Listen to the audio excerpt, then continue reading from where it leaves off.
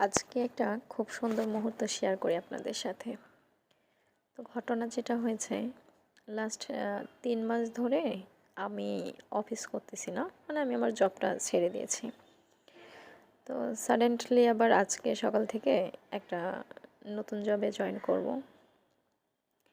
তো এর আগে কখনো অরিও এসে, মানে আমার বিড়াল এসে আমার কাছে মানে এভাবে মায়া নিয়ে শুয়ে থাকেনি। মানে কারণ ও খুব দুষ্টু আর কি।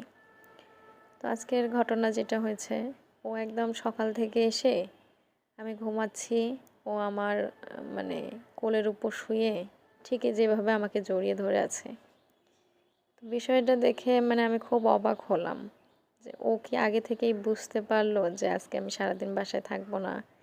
মানে ও খুব চঞ্চল, ও না বেসিক্যালি এরকম থাকে না। তো খুব শুয়ে আছে, আমাকে জড়িয়ে ধরে আছে একদম হাত সামনে দিয়ে। খুব মায়া লাগলো আমার।